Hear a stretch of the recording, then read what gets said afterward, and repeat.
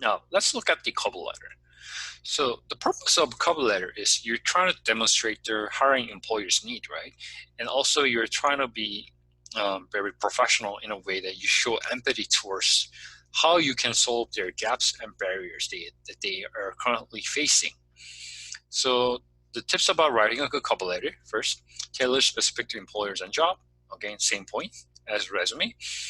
And second, elaborate only 2 to 3 key work experiences or your 2 strong most experiences that actually resonate with the job description or the job you're applying for. Third, do not repeat the same things from the resume, because cover letter is not a resume. It's just, think of it as more extension of the resume, and then you're trying to be more brief and descriptive in a way that why they need to hire you, and you're giving them more context in the situation and what was the end outcome. And so the advices for the cover letter is that first, again, do not use the standard template. Second, do not spend more than 10 minutes, because as you gain more experience writing a good cover letter, you get used to it, and this will be helping you to be more efficient and proficient, and also save you a lot of time for writing a cover letter.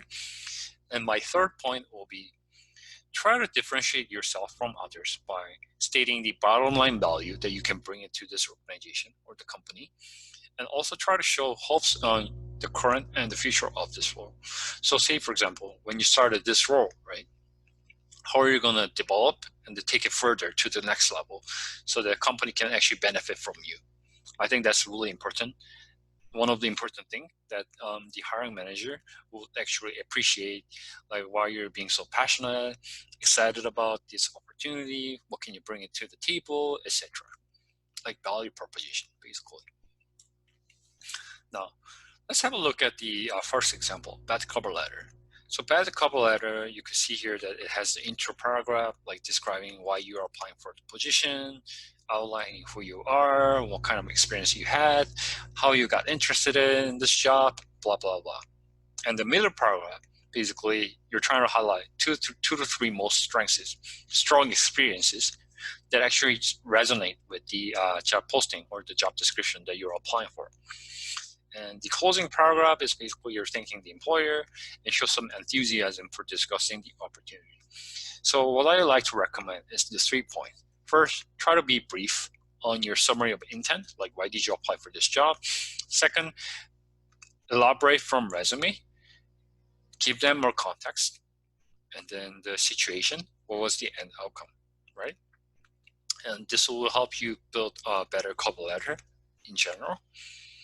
So let's have a look at the second example, writing a good cover letter. So good cover letter, the format is completely different from the bad cover letter, because on here you can see here that except for intro and the last part, the middle paragraph is completely replaced by nice summary table with 2 columns. The first column basically highlights all the requirements that the hiring manager or the company listed for their job posting. In the second column, you have my qualification. Basically, for each of the requirement, you're telling them how you actually fit, and then like your qualification or the experience actually fitting into each of the requirement, and then why you're actually fulfilling them, right? So what I like about this cover letter is that first, we have enough white space. The cover letter doesn't look cluttered at all. It's very easy to look at it and review and read. And then also we do have like nice summary of qualification in this like one table with 2 columns. And final part is basically on the qualification column, we do highlight it with the keywords, bolded with the keywords, and try to emphasize like how these keywords are actually fitting into the requirement. So it's just like better styling, I think, in my point. So now next point, we're gonna discuss about LinkedIn profile, but this will be air for the next episode. So stay tuned for that.